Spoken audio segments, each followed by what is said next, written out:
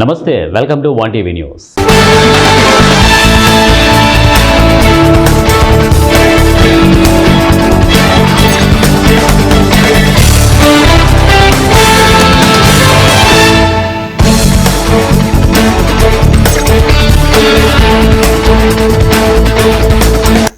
ముందుగా బులెటిన్లో హెడ్లైన్ చూద్దాం.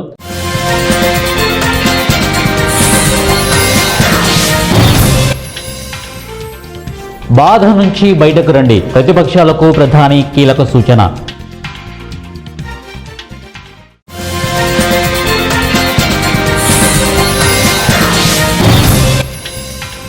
జగదీప్ ధన్కర్కు సరైన ఫేర్వెల్ దక్కలేదు, ఖర్గే.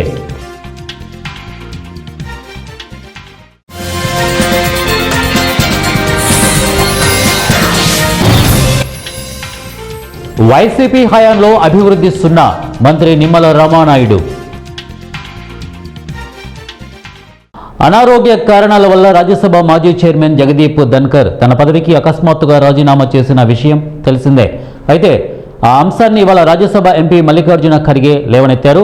ఉపరాష్ట్రపతిగా ఎన్నికైన సిపి రాధాకృష్ణన్ ఇవాళ రాజ్యసభ చైర్మన్గా తొలిసారి బాధ్యతలు నిర్వర్తించారు. చైర్మన్ చైర్లో ఆయన కూర్చున్న సమయంలో ఖర్గే మాట్లాడారు. రాధాకృష్ణకు స్వాగతం పలికిన ఆయన తన ప్రసంగంలో మాజీ చైర్మన్ జగదీప్ ధన్కర్ అంశాన్ని ప్రస్తావించారు.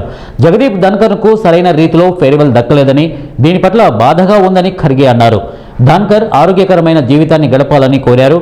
ఖర్గే ఆరోపణలకు పార్లమెంటు వ్యవహారాల శాఖ మంత్రి కిరణ్ రిజిజు కౌంటర్ ఇచ్చారు. ధన్కర్ రాజీనామా ఓ పవిత్ర సందర్భం అన్నారు. గతంలో ధన్కర్ పట్ల విపక్షాలు అనుచిత రీతిలో ప్రవర్తించినట్లు రిజిజు పేర్కొన్నారు.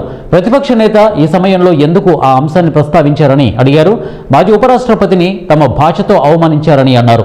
ధన్కర్ను తొలగించేందుకు ప్రవేశపెట్టిన తీర్మానాన్ని ఆయన గుర్తు చేశారు.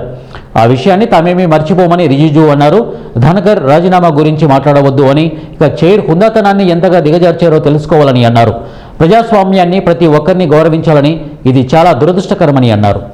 బీహార్ ఓటమి నుంచి ఇంకా బయటకు రాలేదంటూ ప్రతిపక్షాలకు ప్రధాని నరేంద్ర మోడీ చురకలంటించారు. ఓటమి బాధ నుంచి బయటకు రావాలంటూ ఇండీ కూటమిలో భాగస్వామ్య పక్షాలకు ఆయన సూచించారు. బాధ్యతను మీరు నిర్వర్తించండి అంటూ ఆయా పార్టీలకు ఆయన హితవు పలికారు. పార్లమెంటులో బలమైన అంశాలతో పాటు ప్రశ్నలు లేవనెత్తారంటూ వారికి కీలక సూచనలు చేశారు. పార్లమెంటు శీతాకాల సమావేశాలు సోమవారం అంటే ఈ రోజు నుంచి ప్రారంభమవుతున్నాయి. ఈ సమావేశాలకు ముందు సభ్యులను ఉద్దేశించి ప్రధాని మోదీ పార్లమెంటు వద్ద ప్రసంగించారు. వికసిత భారత్ లక్ష్యంగా తాము ముందుకెళ్తున్నామని పేర్కొన్నారు. తమ ప్రధాన లక్ష్యం దేశాభివృద్ధి మాత్రమేనని స్పష్టం చేశారు. ప్రజాస్వామ్య దేశంలో అందరి అభిప్రాయాలు తెలుసుకోవాలని అన్నారు. చట్టసభలో సమయానుకూలంగా చర్చలు తప్పనిసరి అని వివరించారు. అన్ని అంశాలపై సానుకూల చర్చలు జరుగుతాయని తాను ఆశిస్తున్నట్లు ప్రధాని మోదీ తెలిపారు. వైసీపీ హయాంలో అన్ని వ్యవస్థలు ధ్వంసమయ్యాయని మంత్రి నిమ్మల రామానాయుడు చెప్పారు. అభివృద్ధి గుండుసున్నా అన్నారు.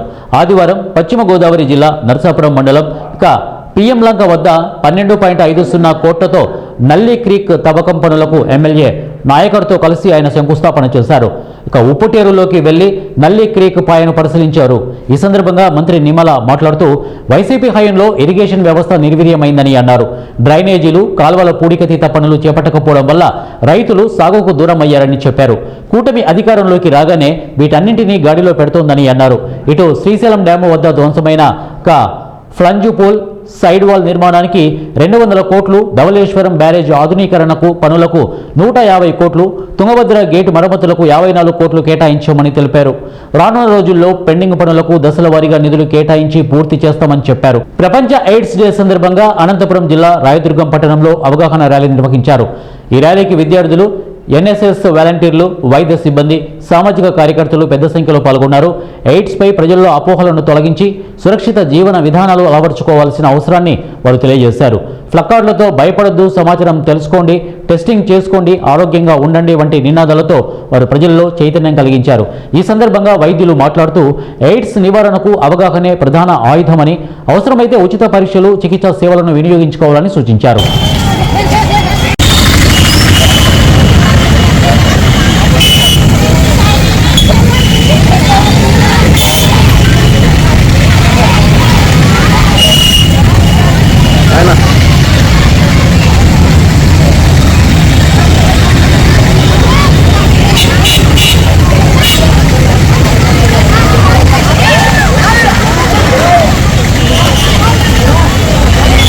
మారేడుమిల్లి అటవీ ప్రాంతంలో కాల్పులు జరిగిన ఘటన వద్దకు యూనివర్సిటీ విద్యార్థులు వెళ్తున్నందున రాష్ట్ర ముఖ్యమంత్రి Chandrababu Naidu, Andhra Pradesh DGP Maoist party సహకరించాలని అఖిల భారత యూనివర్సిటీ విద్యార్థుల నిజ నిర్ధారణ బృందం విజ్ఞప్తి చేసింది.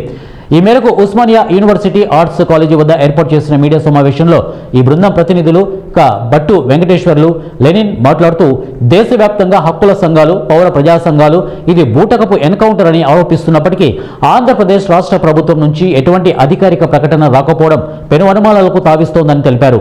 ఆంధ్రప్రదేశ్లోని మారేడుమిల్లి ప్రాంతంలో జరిగిన సంఘటనకు సంబంధించిన వాస్తవాలు వెల్లడించవలసిన అవసరం ఎంతైనా ఉందన్నారు. విశ్వవిద్యాలయాల్లో చదువుతున్న విద్యార్థులు, పరిశోధకులుగా దేశ ప్రజలకు వాస్తవాలను వివరించాల్సిన బాధ్యత మాపై ఉందని భావిస్తూ మారేడుమిల్లి అటవీ ప్రాంతానికి బృందం వెళ్తున్న సందర్భంలో ఎటువంటి ఇబ్బందులు కలిగించకుండా సహకరించాలని కోరారు. మిత్రులకు ఆదివాసీ ఉద్యమ నమస్కారాలు తెలియజేస్తున్నాం. మనం చూస్తూనే ఉన్నాం, ఈ నెల 18న జరిగినటువంటి ఏదైతే ఎన్కౌంటర్కి సంబంధించిన అంశం మీద దాదాపుగా భారతదేశమే కాదు ప్రపంచం మొత్తం కూడా ఒక భారతదేశం వైపు చూసినటువంటి పరిస్థితి కనిపిస్తూ ఉంది. ఒక ఆదివాసీ సంబంధించినటువంటి ఒక హిట్మా చనిపోయాడు, దానికి సంబంధించినటువంటి చర్చ నడుస్తూ ఉంది. అసలు ఏం జరిగింది అనేటువంటి చర్చ అనేటువంటి ఈరోజు దేశం మొత్తం కూడా స్పందించినటువంటి పరిస్థితి.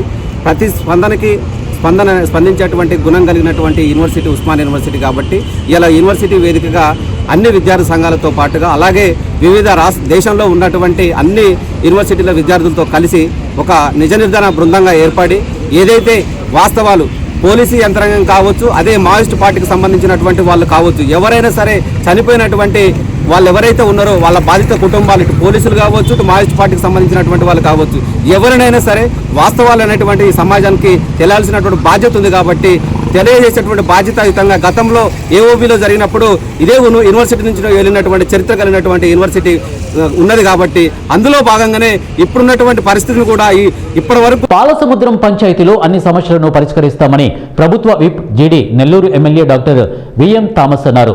సోమవారం గంగాధర నెల్లూరు నియోజకవర్గ పాలసముద్రం మండలం అలాగే పాలసముద్రం పంచాయతీలో నూతన మండల అధ్యక్షుడు తాళ్ళూరి శివ ఆధ్వర్యంలో నిర్వహించిన ఎన్టీఆర్ భరోసా పెన్షన్ ముఖ్య అతిథిగా విచ్చేసి ఎన్టీఆర్ భరోసా పెన్షన్ పంపిణీ చేశారు. అనంతరం పాలసముద్రం పంచాయతీలో 66 లక్షల వ్యయంతో నిర్మించిన సీసీ రోడ్లు, డ్రైనేజీలను ఆయన ప్రారంభించారు. అనంతరం ప్రజా దర్బారు కార్యక్రమాల్లో పాల్గొని ప్రజల నుండి వినతులను స్వీకరించారు. ఈ సందర్భంగా ఆయన మాట్లాడుతూ పంచాయతీలో ఉన్న సమస్యలను త్వరలోనే పరిష్కరిస్తామని వరాల జల్లును కురిపించారు.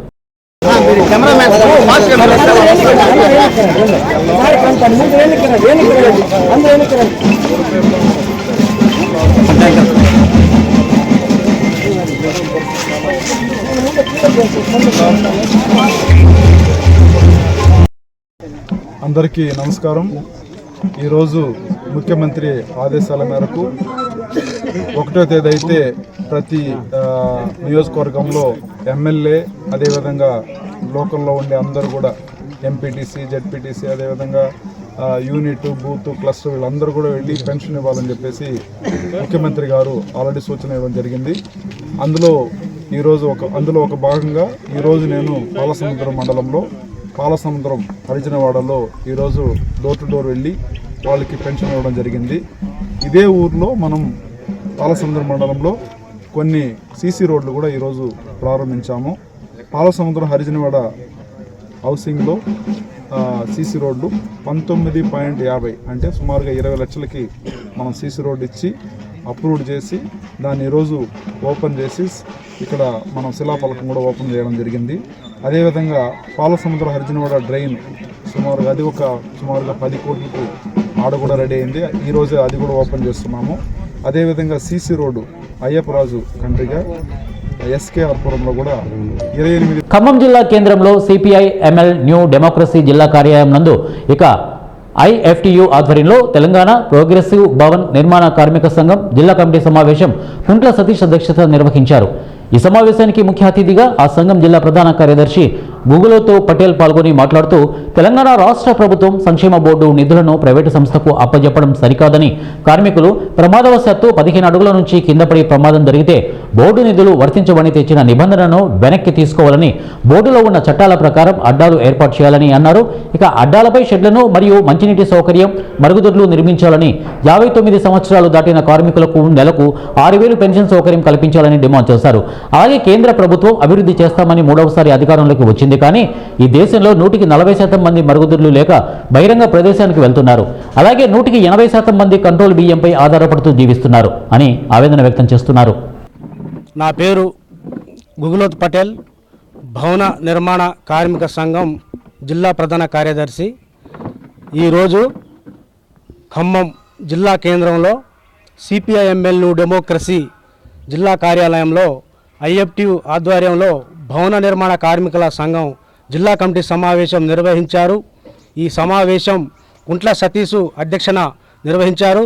ఈ సమావేశం ఉద్దేశం, ఆలోచన విధానం ఏమిటి అంటే, గతం నుంచి రాష్ట్ర ప్రభుత్వం ఎన్నో పోరాటాలు చేసుకుంటూ వస్తూ ఉంది. బిఓసి భవన నిర్మాణ కార్మిక సంఘం అన్ని రంగాలు కలిసి కూడా చేసుకుంటూ వస్తూ ఉన్నాయి. అయినా కూడా కనికారం లేకోకుండా మొన్నగాక మన సంక్షేమ మొబైల్ ఫోన్ పోతే సంబంధిత పోలీస్ స్టేషన్లో ఫిర్యాదు చేయండి జగిత్యాల జిల్లా ఎస్పీ అశోక్ కుమార్ తెలిపారు.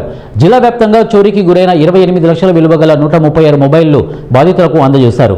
ఫోన్ పోయినట్లయితే ఆందోళన చెందవద్దని, ఇక సిఈఐఆర్ ద్వారా తిరిగి పొందవచ్చని వారు అన్నారు. మొబైల్ ఫోన్ పోయినట్లయితే అశ్రద్ధ వహించినట్లయితే అది సామాజిక భద్రతకు ఇబ్బంది కలిగిస్తుందని అన్నారు. దొంగలించిన ఫోన్ల ద్వారా నేరాలకు పాల్పడే అవకాశం ఉందన్నారు. ఇప్పటి వరకు జిల్లా వ్యాప్తంగా సుమారు 3.5 కోట్ల విలువ గల 1548 ఫోన్లను రికవరీ చేసినట్లు జిల్లా ఎస్పీ అశోక్ కుమార్ వెల్లడించారు. అన్ని ఫోన్ పే కానీ, పేటిఎం కానీ అన్ని వాలెట్ సంబంధించి యాప్స్ ఉంటుంది అండ్ చాలా కాంటాక్ట్స్ ఉంటుంది. సో ఒక పర్సన్ కోసం ఒక ఫోన్ చాలా ఇంపార్టెంట్. అది ఎక్కడైనా దొంగ మర్చిపోయినా, ఎక్కడైనా వాళ్ళు ఆ ఫోన్తోని సెపరేట్ అయితే చాలా టెన్షన్ పడతారు. CIR team in charge inspector Rafiq and మన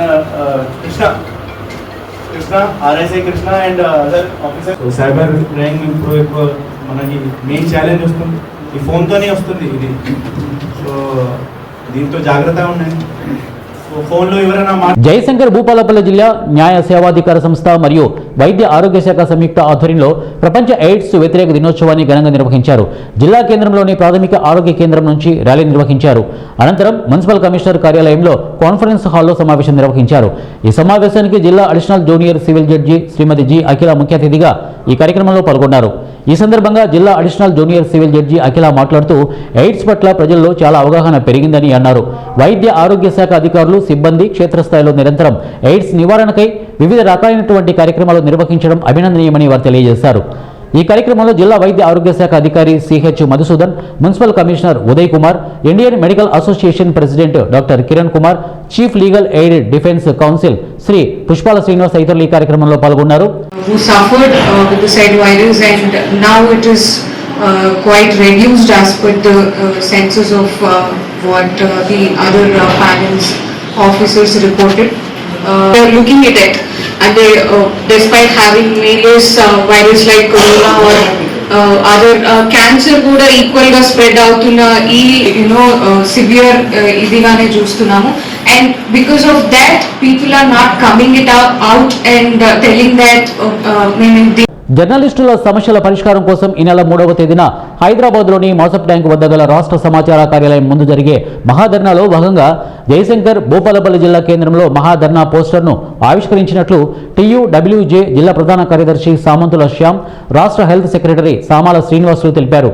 ఈ సందర్భంగా వారు మాట్లాడుతూ రాష్ట్ర ప్రభుత్వం గత 2 సంవత్సరాలుగా జర్నలిస్టుల సమస్యలు పరిష్కరించడంలో విఫలం చెందిందని, జర్నలిస్టులకు హెల్త్ కార్డులు, అక్రిడేషన్లతో పాటు ఇంటి స్థలాలు ఇవ్వడంలో నిర్లక్ష్యం వహిస్తుందని విమర్శించారు.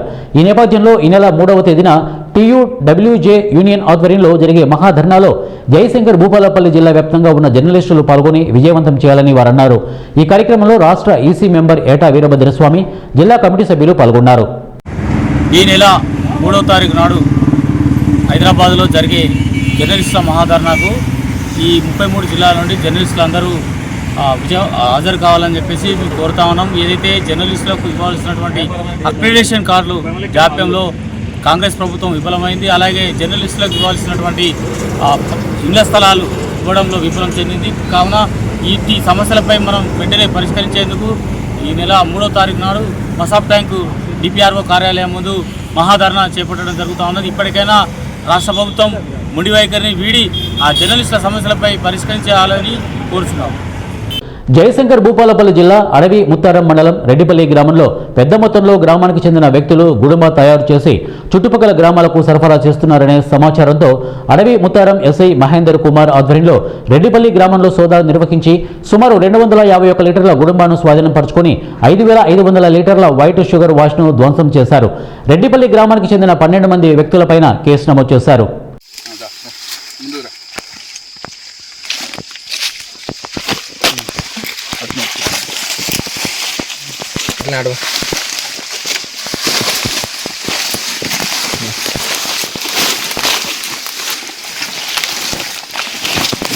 ఎలుక తెచ్చుకున్నాడు.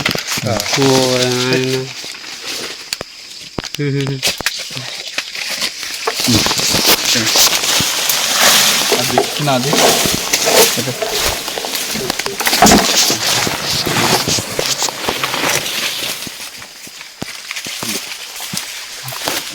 అది ఇటు వాడదు సార్. అది అట్లకే కర్నూలు రూరల్ మండలం నందనపల్లి గ్రామ పంచాయతీలో మాజీ సైనికులకు చెందిన భూమిని రవిగౌడ్ కబ్జా చేశారని మిలిటరీ కాలనీకి చెందిన కొందరు కర్నూలు కలెక్టర్ కార్యాలయం ముందు ధర్నా చేశారు. నందికొట్కూరు రోడ్డు వైపు సర్వే నెంబర్ 608లో 2.5 ఎకరాల భూమి ఉందని, తమ పొలం పక్కన ఉన్న రవిశంకర్ గౌడ్ తమ భూమిలో 43 సెంట్ల భూమిని ఆక్రమించారని గురునాథ్ ఆరోపించారు. పంట పొలంలోకి వెళ్లనివ్వకుండా రస్తా బంద్ చేస్తూ ఇబ్బందులకు గురి చేస్తున్నారని తెలిపారు. ఈ విషయంపై జిల్లా కలెక్టర్కు ఫిర్యాదు చేసినట్లు వారు తెలిపారు. రాజకీయ పలుకుబడితో తీవ్ర ఇబ్బందులు పెడుతున్నారని అన్నారు. భూ వివాదంపై తహసీల్దార్ రమేష్ బాబు విచారణకు రావాలని నోటీసులు ఇచ్చారని, విచారణకు ఎంఆర్ఓ కార్యాలయానికి వెళ్లగా అక్కడ కూడా తమపై దౌర్జన్యం చేస్తూ దాడికి రాగా తనపై తోపులాట జరిగిందని అన్నారు. రవిశంకర్ గౌడ్పై చర్యలు తీసుకోవాలని వారు కోరారు. మీడియా మిత్రులకు నమస్కారం.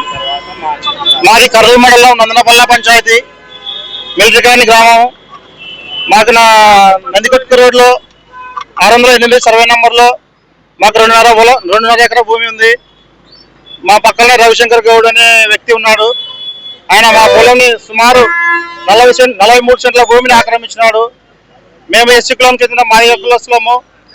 మమ్మల్ని ఆయన దౌర్జన్యం చేస్తున్నాడు. మేము చేనులకు పోవడానికి కూడా రస్తాలు బంద్ చేసి మమ్మల్ని చాలా ఇబ్బంది పెడుతున్నాడు. మేము మా భూమిని ఎందుకు కబ్జా చేసామంటే మా లంజోడుకులారా మీ భూమి మొత్తం ఆక్రమిస్తాను, మీరేం చేసుకోపోని బెదిరిస్తున్నాడు. మేము అదని ఎంత గ్రామస్తులని మేము ఎంత ప్రాధాయపడ్డా మమ్మల్ని వినకుండా మా భూమిని ఆక్రమించుకున్నాడు. మమ్మల్ని టార్చర్ పెట్టి చాలా ఇబ్బంది పెడుతున్నాడు. అతని నుంచి మా భూమి మేము ఈ రోజు కలెక్టర్ ఆఫీస్కి వచ్చి కలెక్టర్ గారిని కలిసి మేము అర్జీ ఇచ్చుకున్నాము, మా సమస్యలు చెప్పుకున్నాము.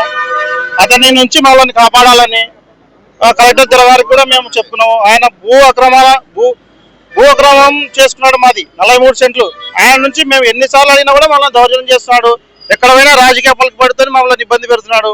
మమ్మల్ని ఎన్నోసార్లు కూడా దూషించినాడు. మమ్మల్ని కొట్టడానికి ఎక్కడ పోయినా కూడా ఎంఆర్ ఆఫీస్కి వెళ్ళినా కూడా మమ్మల్ని బెదిరిస్తున్నాడు. మరి మేము అధికారులకు పోయి అర్జీ ఇచ్చుకున్నా కూడా ఎంఆర్ ఆఫీస్లో ఆడ కూడా బెదిరించి ఎంఆర్ఓ మీద రమేష్ రావు సార్ మీద కూడా ఆయన మీద కూడా బెదిరిస్తున్నాడు. మాకు ఏం పనులు కాకుండా మమ్మల్ని ఇబ్బంది పెడుతున్నాడు. ఆయన మీద తగిన చర్యలు తీసుకోవాలని మేము కోరుకుంటున్నాము. వికలాంగుల హక్కుల చట్టం 2016 ఆంధ్రప్రదేశ్ ప్రభుత్వ నియమాలు 2023 తెలుగు మరియు ఇంగ్లీష్కు సంబంధించిన పుస్తకాన్ని తెలుగులో అనువదించిన పుస్తకాలన్నీ కర్నూలు జిల్లా కలెక్టర్ డాక్టర్ ఏ సిరి ప్రజా ఫిర్యాదుల పరిష్కార వేదిక కార్యక్రమంలో ఆవిష్కరించారు. ఈ సందర్భంగా విజువల్లీ ఛాలెంజ్డ్ ఎంప్లాయీస్ అసోసియేషన్ ఆంధ్రప్రదేశ్కు చెందిన కర్నూలు జిల్లా శాఖ ప్రెసిడెంట్ వీరేష్ గిరిబాబు మరియు శైలజ స్టేట్ ఉమెన్ ప్రెసిడెంట్ వారి బృందం జిల్లా కలెక్టర్ను కలెక్టరేట్ ఆవరణలో లూయిస్ బ్రైలీ విగ్రహం స్థాపించడానికి అవసరమైన స్థలం, అసిస్టెంట్ డైరెక్టర్ విభిన్న ప్రతిభావంతుల కార్యాలయం పరిసరాలలో స్థలం కేటాయించినట్లు తెలిపారు. జనవరి 4లోగా విగ్రహాన్ని స్థాపించడానికి కావలసిన ఏర్పాట్లు చేసుకుంటున్నామని జిల్లా కలెక్టర్కు విజ్ఞప్తి చేశారు. సామాజికవేత్త డాక్టర్ మల్లెల ఆల్ఫ్రెడ్ రాజు ఆధ్వర్యంలో Kurnool visually challenge employees association సభ్యులు జిల్లా కలెక్టర్ను కలిశారు. ఈ కార్యక్రమంలో జాయింట్ కలెక్టర్ నూరుల్ కమార్, అలాగే డిఆర్ఓ వెంకటనారాయణమ్మ మరియు ఏడీ డీజేబుల్ ఫాతిమా రైస్ పాల్గొన్నారు. ప్రధాన ఉద్దేశం ఏమంటే గతంలో ఇంగ్లీష్లో ముద్రైనటువంటి వికలాంగుల హక్కుల గురించి చాలామందికి తెలిసి ఉండేది లేదు. దాన్ని నేను స్పాన్సర్స్గా పెట్టుకొని వాళ్ళకి తెలుగులో దాన్ని అనువాదం చేసి దాన్ని నేను బుక్స్ ప్రతి ఒక్క హెచ్ఓడి గారికి, కలెక్టర్ గారికి అందరికీ ఈరోజు ఇవ్వడం జరిగింది. కలెక్టర్ గారి చేతుల మూలంగా దాన్ని ఓపెన్ చేయడం జరిగింది. దానికి చాలా సంతోషిస్తున్నాం. దాంతోపాటు ఈ కలెక్టర్ ఆఫీస్కి చాలామంది ఎక్కువ వచ్చిపోతుంటారు కాబట్టి ఈ లూయిస్ బ్రెయిల్ గారి విగ్రహం కూడా ఇక్కడ ప్రతిష్ఠించాలని మేడం గారిని అడగడం జరిగింది. మేడం గారు కూడా దానికి అనుకూలంగా స్థలం కేటాయించమని చెప్పేసి ఆదేశించడం జరిగింది.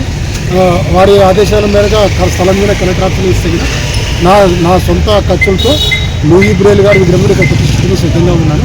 ఈ లూయిస్ బ్రెయిల్ చేసినటువంటి సేవల్ని ప్రతి ఒక్కరు గుర్తించుకునేలాగా రాబోయే దినాల్లో వికలాంగులు కూడా అందరూ సహకరించాలని నేను కోరుకుంటున్నాను.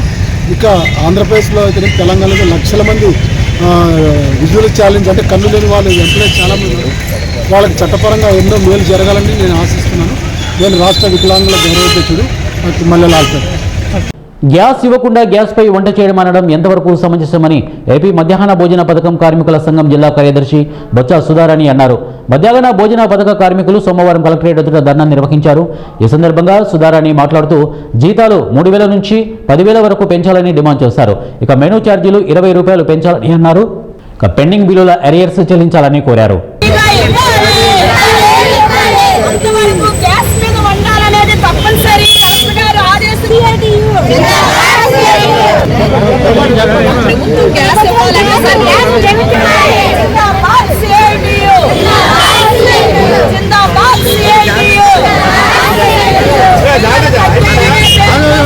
పథకానికి వంట పిల్లలకి వండినప్పుడు గ్యాస్ మీద వంట చేయాలనేది ఈ మధ్య కాలంలో విజయనగరం జిల్లా కలెక్టర్ గారు పర్యటిస్తూ చెప్పారు.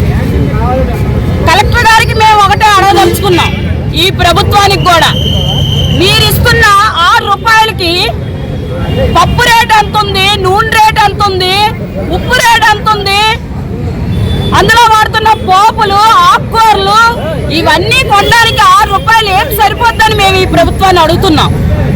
ప్రభుత్వ హాస్పిటల్లో జరుగుతున్న సమస్యలపై డీసీహెచ్ జిల్లా అధికారులు విచారణ చేయాలని సిపిఐ డిమాండ్ చేశారు.